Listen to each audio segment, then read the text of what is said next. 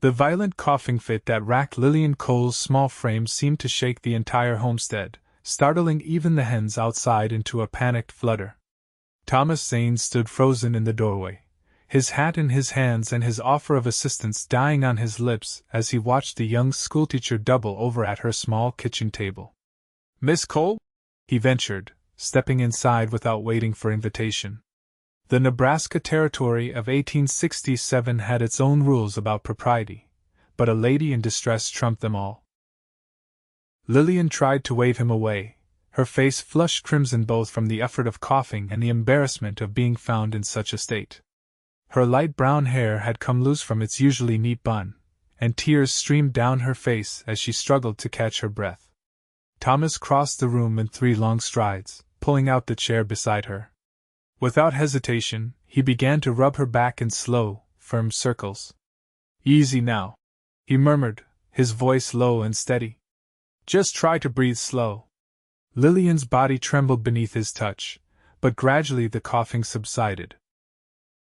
When she could finally speak, her voice was raw. "I'm so sorry, Mr. Zane. What a way to greet a visitor." Thomas offered his handkerchief. "Nothing to apologize for, madam. Been meaning to stop by and introduce myself proper like since you took over the schoolhouse." He paused, studying her pale face with concern. "That's some cough you've got." "It's nothing," Lillian insisted, though the deep circles under her eyes told a different story. "Just the dust. I'm still getting used to Nebraska." Thomas nodded, though he didn't believe her for a second. He'd seen consumption before, and while he prayed that wasn't what ailed Miss Cole, he couldn't help but worry. The 24-year-old schoolteacher had arrived from Boston just 3 months prior, bringing with her fancy ideas about education and a delicate constitution that seemed ill-suited for frontier life. "Well, Miss Cole, I actually came by with a purpose," he said, standing and retrieving his hat. "Town's having a social this Saturday night. Thought you might like to know, being new and all." Lillian's smile transformed her face, chasing away the pallor that had settled there. "That's very kind of you to inform me, Mr. Zane." "Thomas," he corrected. "Everyone calls me Thomas." "Thomas," she repeated softly, and something in her tone made his heart skip a beat. "And I'm Lillian." He nodded, suddenly finding it difficult to meet her gaze.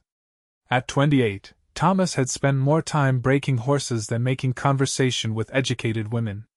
"I could escort you if you'd like." "Not proper for a lady to arrive alone." Another cough threatened, but Lillian suppressed it. "I'd appreciate that very much." As Thomas left the schoolteacher's modest home, he couldn't help but look back. Something about Lillian Cole stirred feelings he thought long buried after losing his wife and child 3 years ago. But as he mounted his horse, doubt crept in.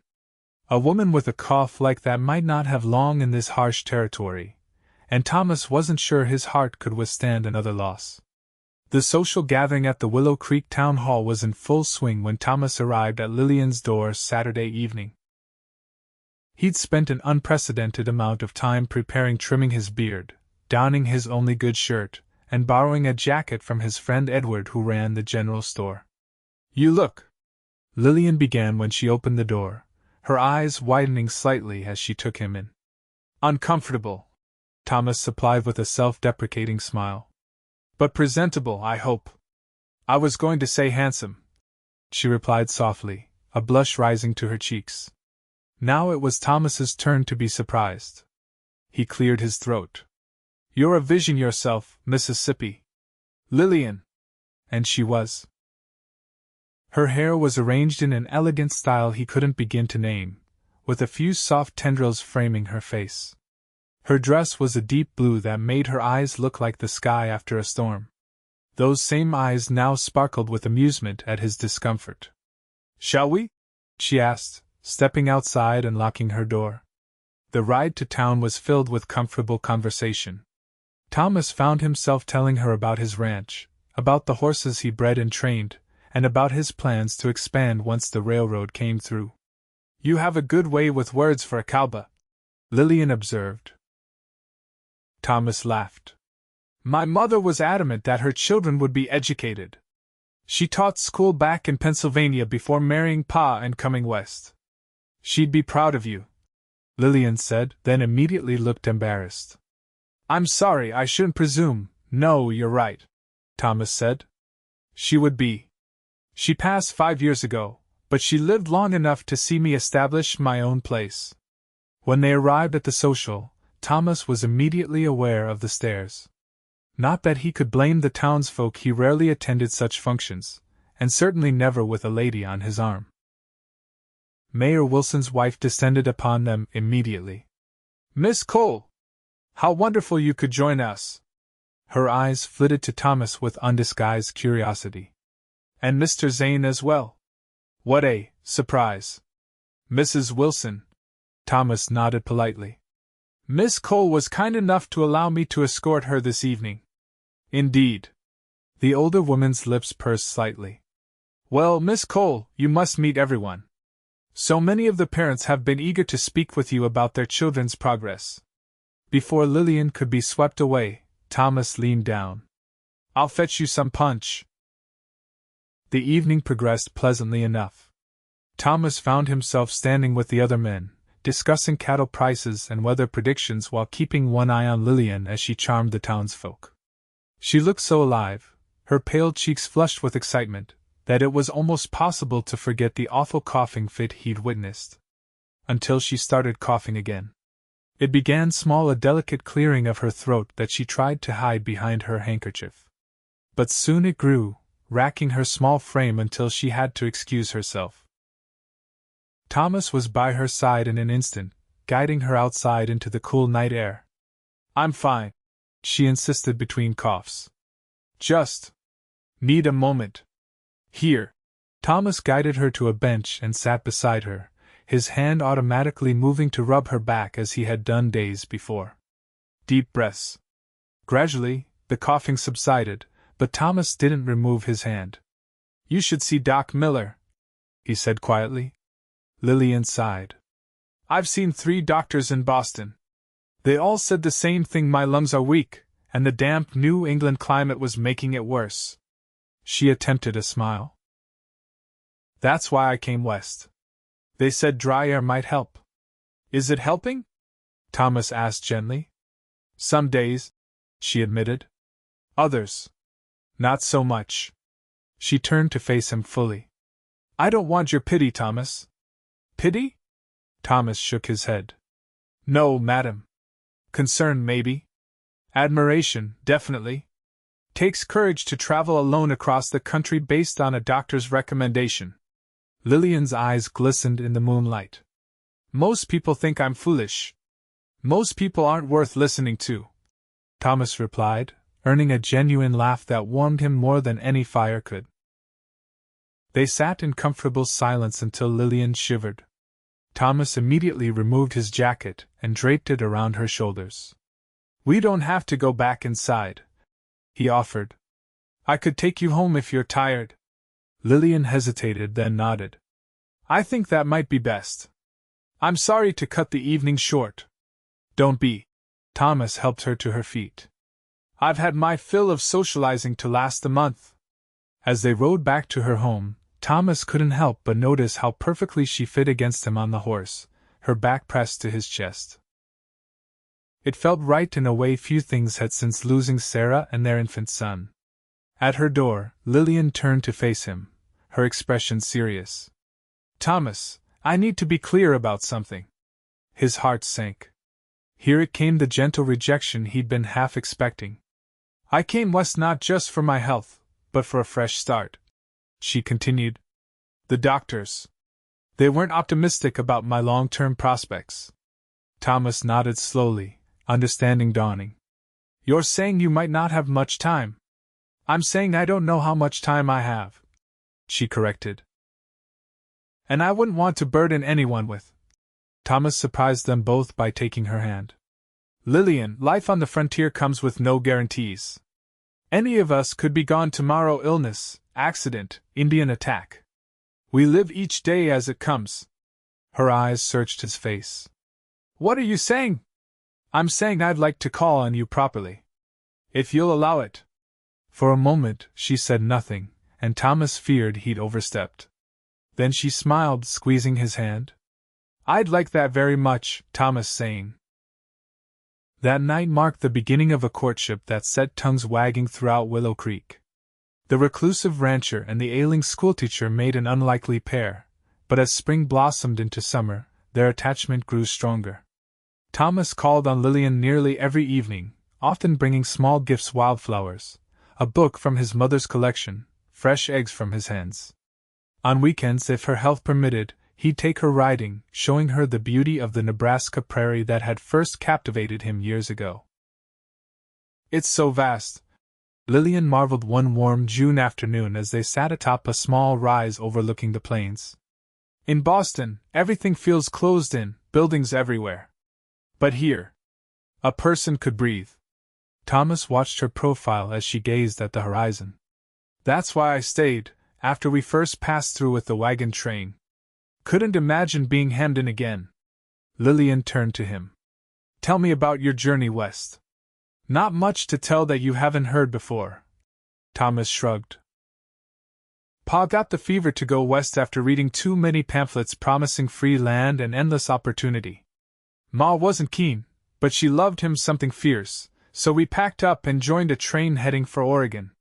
"But you stopped in Nebraska?" Thomas nodded. "Pa took sick near Fort Kearny. By the time he recovered, we'd missed our train, and winter was coming. The fort commander suggested we winter nearby. Come spring, Pa saw the potential in this land and decided Oregon could wait." He smiled at the memory. "Ma always said it was the first sensible decision he'd made in years." Lillian laughed, the sound carrying across the open prairie. "They sound wonderful." "They were," Thomas agreed. "They'd have liked you." Her smile faltered slightly. "Even with my condition?" Thomas reached for her hand. "Especially with your condition. Ma always said the measure of a person wasn't in how many years they lived, but in how much living they packed into those years." Before Lillian could respond, a coughing fit seized her, worse than any Thomas had witnessed since that first day in her kitchen.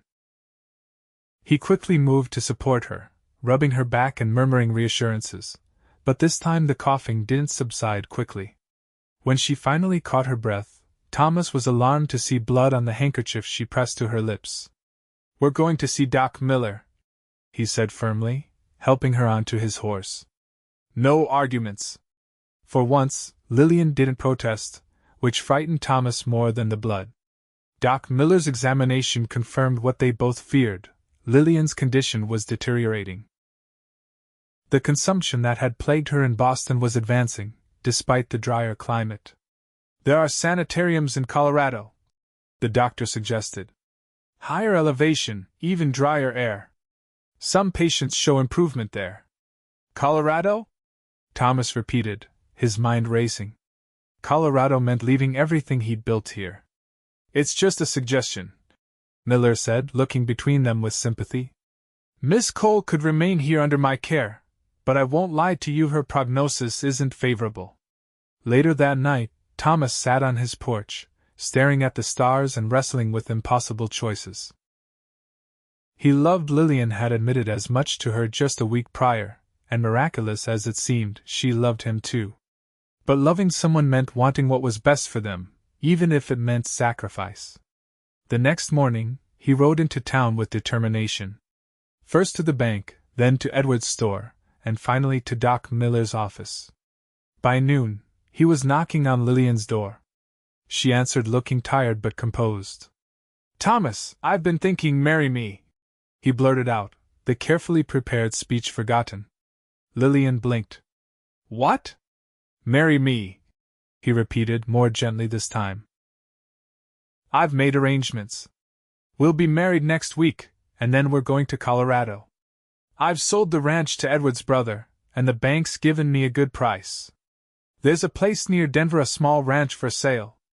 The air's better there, and there's a sanitarium nearby if you need it." "Thomas," Lillian's voice broke. "I can't let you do this. Your ranch, your life, you are my life," Thomas said simply. "The ranch is just land and buildings. I can build again." He took her hands in his. I know it's fast, and I know there are no guarantees. But I want whatever time we have together to be as husband and wife. Tears filled Lillian's eyes. What if I never get better? Thomas drew her into his arms. Then we'll face that together too. But I believe you will improve. And even if you don't, even if we only have a year, or a month, I'd rather have that time with you than a lifetime wondering what might have been. Their wedding was a simple affair at the small church in Willow Creek. Lillian wore a cream-colored dress that Mrs. Wilson helped alter, and Thomas wore a new suit purchased from Edward's store. The entire town turned out, moved by the romance of it all and eager to wish the couple well on their journey. The trip to Colorado was arduous, but Thomas made sure Lillian was as comfortable as possible. He'd purchased a wagon with extra springs and fitted it with a small mattress where she could rest during the journey. At night, he'd make camp early, ensuring she was warm and protected from the elements. "You're spoiling me," Lillian protested one evening as Thomas insisted on doing all the cooking and cleaning up. "That's a husband's privilege," he replied with a wink, earning a laugh that thankfully didn't trigger a coughing fit. Their new home outside Denver was modest compared to Thomas's Nebraska ranch, but it sat higher in elevation where the air was indeed clearer and drier. Within weeks of their arrival, Thomas noticed subtle improvements in Lillian's condition. The coughing fits became less frequent, and when they did occur, they were less severe. Dr. Reynolds at the nearby sanitarium was cautiously optimistic. "The disease hasn't progressed since your arrival," he told them during a checkup in late October. "That's a good sign. Continue with the fresh air, good nutrition, and rest, and we might see actual improvement by spring." That winter was one of the happiest of Thomas's life, despite the ever-present worry about Lillian's health. They settled into a routine, Thomas working the small ranch during the day while Lillian rested and managed the household affairs as her strength allowed. In the evenings, they'd sit before the fire, reading to each other or simply talking. "Do you regret it?" Lillian asked him one snowy night in January, 6 months after their wedding. "Leaving Nebraska, giving up everything you built?" Thomas considered her question seriously. "I miss certain things, the land I knew, the neighbors. But regret? No." He reached for her hand. "I've gained far more than I lost." Lillian's eyes glistened. "I'm getting stronger, Thomas. I can feel it." "I know," he said, and it was true. The improvement was slow but undeniable. Her coughing fits were now rare, and she had more energy each day. "By spring, you'll be chasing me around the ranch." Lillian laughed. "Perhaps not quite that energetic, but I was thinking. The schoolhouse in town needs a teacher." Thomas raised an eyebrow. "You want to teach again?" "Part-time, perhaps," she said. "I miss it. And Dr. Reynolds said moderate activity would be good for me now." "If it's what you want, I'll support you," Thomas said. "Always." Spring in Colorado brought wildflowers and renewed hope. Lillian began teaching 3 days a week at the small schoolhouse in town, and Thomas expanded their ranch operations, purchasing additional cattle with an eye toward building a breeding operation similar to what he'd had in Nebraska.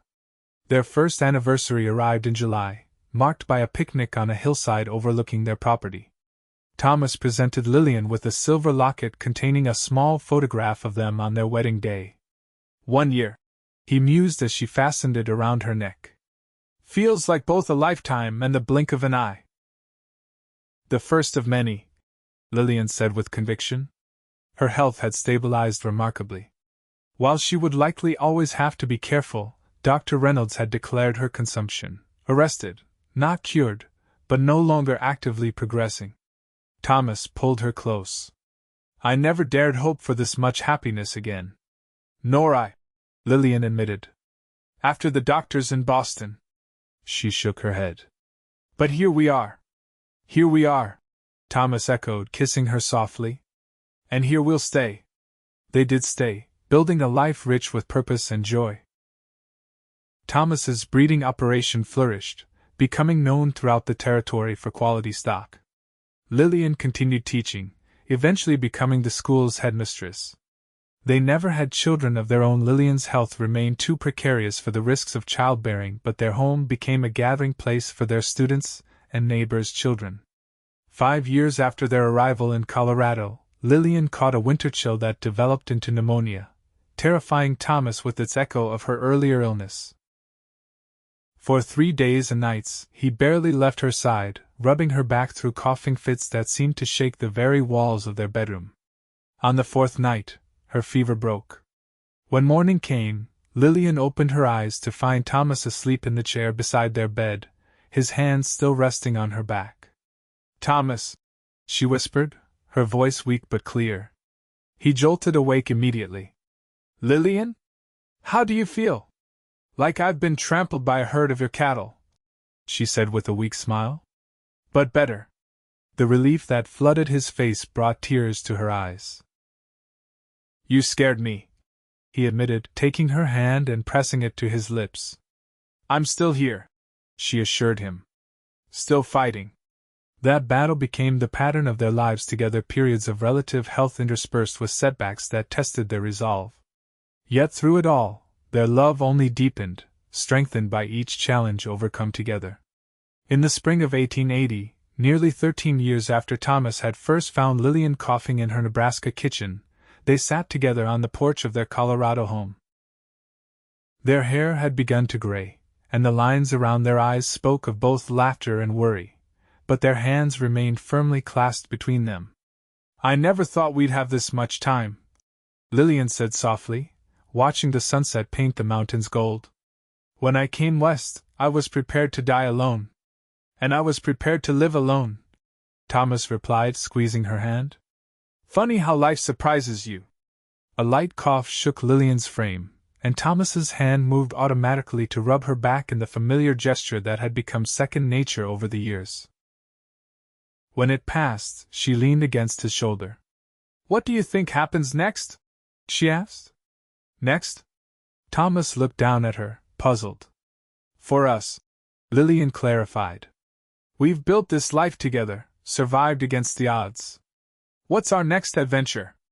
Thomas smiled, his heart full.